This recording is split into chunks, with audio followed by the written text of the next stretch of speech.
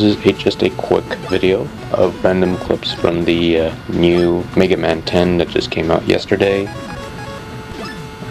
Gave it a go for a whole night. I actually beat the game on my first night on the normal difficulty, no less. I didn't try the easy mode, so I can't really say. But yeah, most of the gameplay you're looking at is from the normal difficulty setting, the standard setting.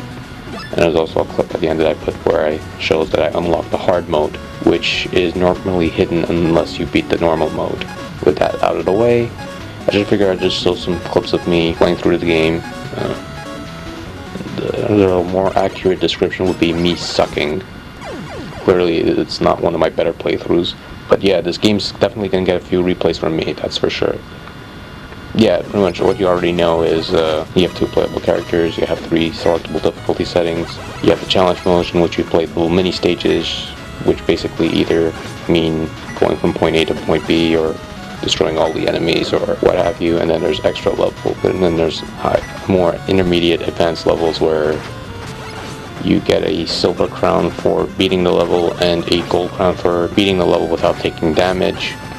And yeah, there's quite a bit of variety in this little package. Of course, they're going to come out with a DLC where, among other things, you have the Endless Battle 3 stages for the time attack mode, and a 3rd character, which I'm not going to mention it, I don't want to spoil anything, but chances are you already know which character this is going to be. It's pretty much the worst kept secret.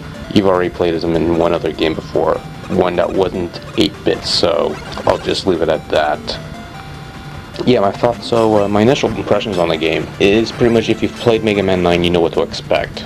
It's pretty much the same type of game. They just took the play mechanics of Mega Man 1 and 2, combined certain bits of 3, and there you go, you got your Mega Man 10. Of course, you got Proto Man in there, who also has a couple of the slide and the charge shot, which Mega Man lacks, still, which I find annoying, but, you know, it doesn't really kill the game or anything. So other than that, it's like there's really nothing new in the game. Probably the only new item that they added in there, the shop especially, is all the items that were in the previous game is in this game. Just about the only thing new in the game is they swapped the roll costume item, which costed an exorbitant 200 screws just to see her change costume. They replaced it with a weapon tank, which was prominent in the Mega Man 7 and a couple of the Game Boy titles. So yeah, you got your energy tanks, your weapon tanks, which you can carry up to 9 of each, and then you have your mystery tank, which is the same as in Mega Man 9, and again, the same as in Mega Man 5. So yeah, there is a couple things that they did do here that I kind of like. For example, a couple of the stages have alternate paths. This is where you reach a fork in the road, so to speak, which is where do you drop down and go one path, or do you keep going forward? And I kind of thought that, you know, it's sort of a nice little thing there. You have and you also, even in the on the same screen, you'll have these alternate paths that are pretty easy to get to, and at the end of it, you get a weapon tank or something similar.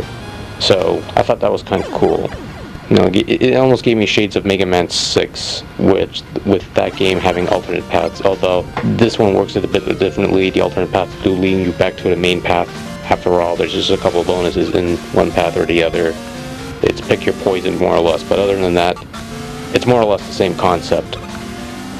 The only really interesting thing to me, personally anyways, was that I went into this in the dark. This is the first time, this is the first Mega Man game that I've played since Mega Man 6 for the NES, back when that game was new, back, I think it was 93, 94, sometime like that.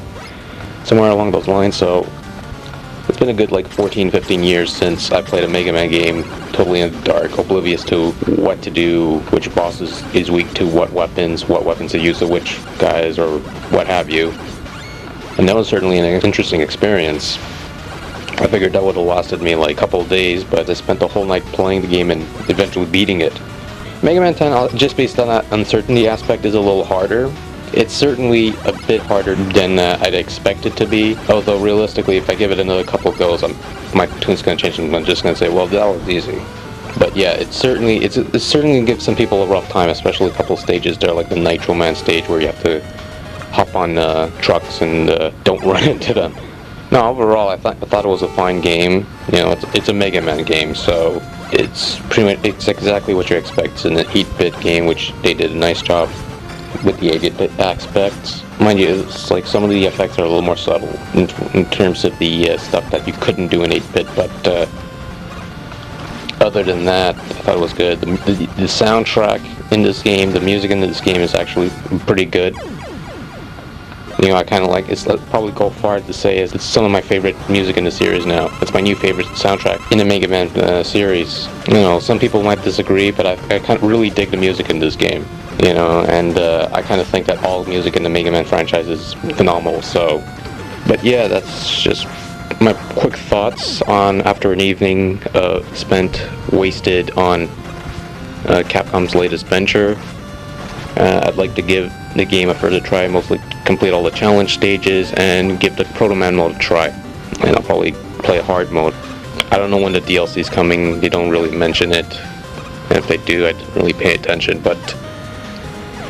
Yeah, I just wanted to share my quick thoughts and some game footage, and go back and play it soon, and I'll hope to make more of these rambling videos where I ramble about stuff and stuff.